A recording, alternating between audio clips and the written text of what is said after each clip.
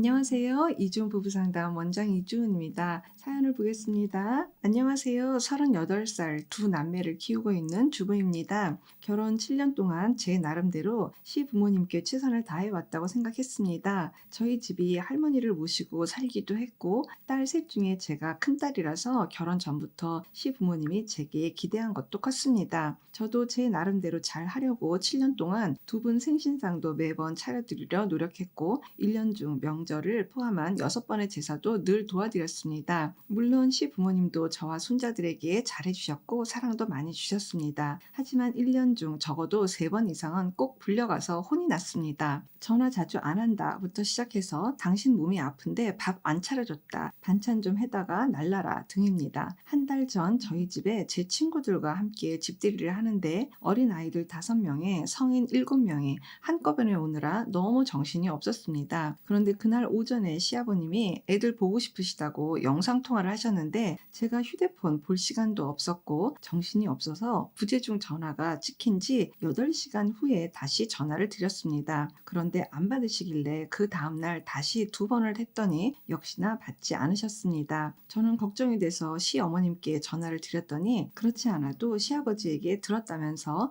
8시간 동안 전화를 한 번도 안 보는 게 말이 되냐. 그래서 제가 집들이 때문에 정신이 없었다고 했더니 갑자기 어쩌라고, 그건 네 사정이지 라고 하셨습니다. 순간 배려받지 못한 생각이 들고 억울해서 조금 목소리를 높여서 어머님, 제가 아버님 전화를 일부러 안 받은 것도 아니고 라고 하자마자 시어머님께서 소리를 더 높이시면서 야, 어느 며느리니 시아버지 전화를 일부러 안 받아?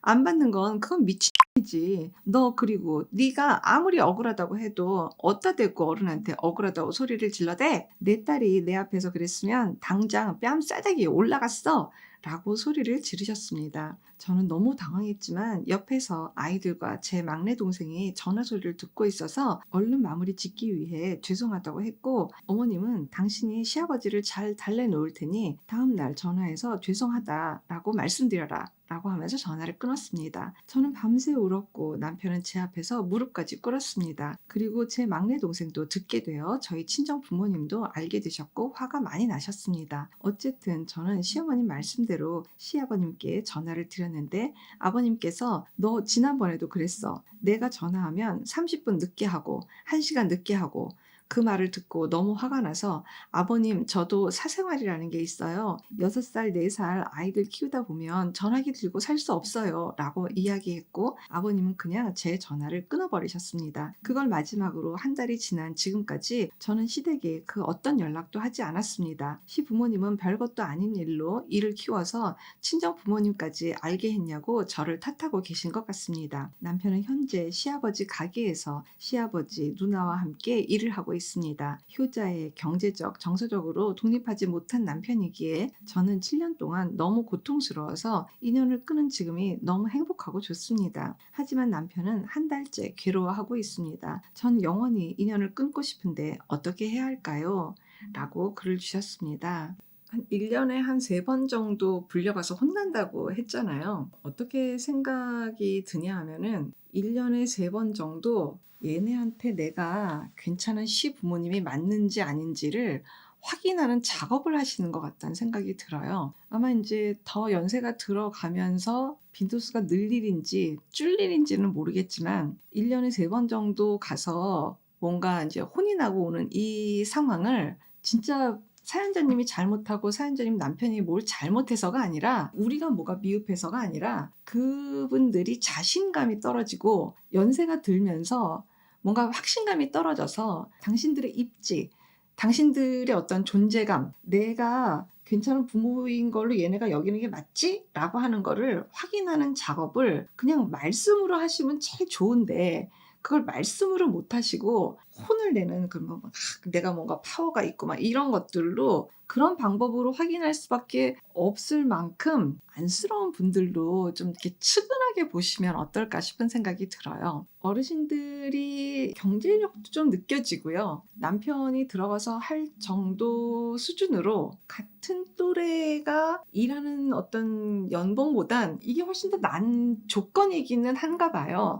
그렇다고 하면은 이거를 내 걸로 받아오는 게 훨씬 더 나은 거예요. 이 장면은 분명하게 확보하셨으면 좋겠어요. 끝까지. 이게 훨씬 더 낫다고 하면은. 근데 어르신들이 하는 태도는 당신들의 자신 없음으로 좀 더 생각해 보시면 어떨까 싶은 생각이 들어요. 막 하시는 태도에 얘네들이 막 굴복당하고 저자세가 나오고 이런 걸 봤을 때 내가 아직 부모로서 괜찮은가 보고 이런 것들로 여기실 만큼 안타깝게 여리신 분들이다라는 생각을 저는 하게 되는 것 같아요. 사연자님이 집들이도 해야지 되고 조그만 애기들 돌봐야지 되고 그러니까 자주자주 휴대폰도 볼 수가 없고 이런 상황이 있다고 설명을 아무리 드려도 궁극적으로 시부모님이 가지고 계신 생각은 너의 상황이 어떻게 됐든지 간은 나하고 상관이 없는 거예요. 무조건 나한테 필요하고 내가 흡수해야 되는 것은 나에 대한 예우, 나에 대한 존중. 나는 그거를 내가 원할 때 실시간으로 내가 확인하고 싶을 때 그것이 확인이 되어져야 된다라는 생각을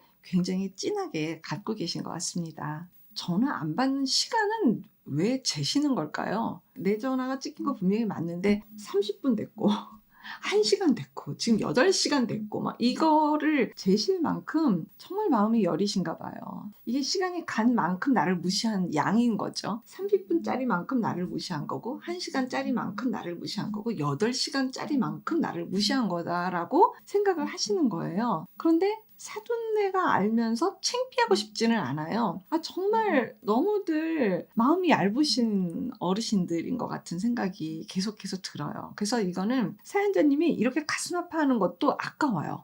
너무 아까워요. 어르신들이 어떤지 우리 지금 다 보이잖아요. 그러니까 어르신들 입장에서는 뭐 어릴 때부터 너 다 먹여 살렸고 너네 지금 손자까지 지금 다 먹여 살리는 당신이 뭔가 이만큼 해낸 그러니까 어쩌면 바꿔 생각하면 엄청 고생 많이 하시면서 정말 이 무에서 유를 일구신 정말 자수성가하신 그런 부모님들이 아니신가 싶은 생각이 들어요. 이거 다 알아줬으면 좋겠는 거죠. 그러니까 뭐 모르겠다는 건 아니지만 너무 건강하지 않은 너무 제일 최악의 방법으로 내가 어떤 부모인지 나를 알아달라라고 하시는 게 너무 안쓰럽고 안타까워요. 그래서 저는 부인이 거기에 꼭 맞대응의 열을 내야지 될까 다시 생각해 보셨으면 좋겠어요. 그냥 그러시냐고 그러면 어떨까? 너 8시간 동안 전화 안 했다. 그랬네요 아버님. 아유 아버님 화나셨구나. 속상하셨어요? 근데 제가 좀 이랬는데 아유 아버님 좀 풀어주세요. 그냥 가볍게 좀 지나갈 수 있는 그런 내공이 좀 더 있는 사연자님이 되시는 게 더 낫지 않을까. 저는 그 생각이 좀 들어요. 일단 남편이 이렇게까지 아내를 달래주고 무릎 꿇고 뭐 아무 말 안 하고 막 또 이런 거가 그만큼 사연자님을 공감하고 이해하고 정말 너무 부끄럽고 미안하고 그렇기는 한데 사연자님 남편이 시댁의 대표자처럼 행동을 해야 될까? 저는 사연자님도 이렇게 힘들게 출퇴근하고 있는 남편을 그 어느 때보다도 많이 위로해 줬으면 좋겠어요. 당신 너무 힘들지. 응? 아버님 눈치 보고 시누이 눈치 보고 이거 너무너무 힘들지. 당신 너무너무 어렵지. 이 나이 먹고도 이렇게 버겁고 힘들고 이게 참 간단치 않은데 당신은 어린 시절부터 어떻게 이걸 다 살아냈어? 뭐 이렇게 정말 진심으로 정말 위로하고 뭐라도 좀 챙겨주고 이렇게 위로를 듬뿍듬뿍 해주시면은요 남편이 사실 원가족에서 기존 가족에서 그렇게 듬뿍듬뿍 이해받으면서 성장했을 것 같은 느낌이 잘 안 들잖아요. 그러니까 저렇게 막 어머니 아버님 말씀이라면 이 나이가 돼서까지도 막 이렇게 뭔가 크게 여기고 막 이런 것들을 하신다는 생각이 들잖아요. 이래저래 뭔가 본가에서도 굉장히 치이는 것 같고 또 우리 집에서도 사연자님 눈치 보면서 뭔가 정서적으로 되게 치이는 것 같잖아요. 그러니까 여기서라도 남편이 굉장히 당신 굉장히 좋은 사람이야. 나를 이렇게 공감하고 이해해줘서 정말 당신밖에 없어. 나한테 정말 너무너무 당신이 정말 너무 소중해. 이런 메시지들을 남편한테 좀 듬뿍 전달을 하면 남편이 사업장에 가서 힘들어도요. 빨리 집에 가서 쉬어야지. 빨리 집에 가서 아내한테 기운 받아야지. 이 생각으로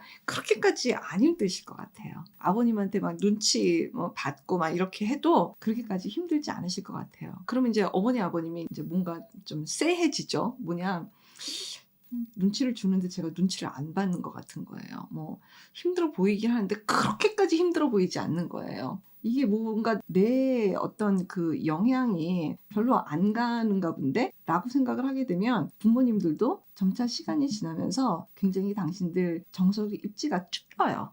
줄기 때문에 그 생각을 좀 사연자님 부부가 머리를 맞대고 잘 생각해 보시면 좋겠어요.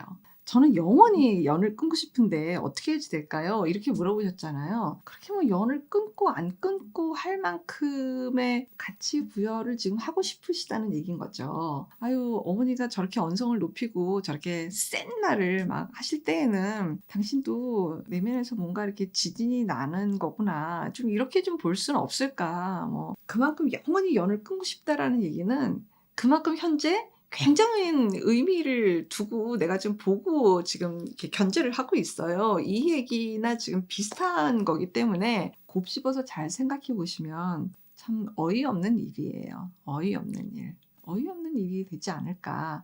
그 부분도 한번 생각해 보세요. 나한테 정말 중요한 건 내 남편과 내 아이들이 정말 소중하고 중요한 거잖아요. 근데 사연자님인 내가 내 남편과 아이들에게 너무너무 지대한 영향을 끼칠 수 있는 존재라는 거예요. 뭐만 되면 내 마음이 좀 편안해지면. 근데 그 편안함이 지금 안 되는 이유는 너무나 시댁에 대한 가치 부여를 많이 하고 있는 건 아닌가. 이것도 한번 생각해 보셨으면 좋겠어요. 시간이 좀 걸리더라도 중요한 거는 가족끼리 어쨌든 상호적 존중이 굉장히 필요하지 않나 싶은 생각이 들어요.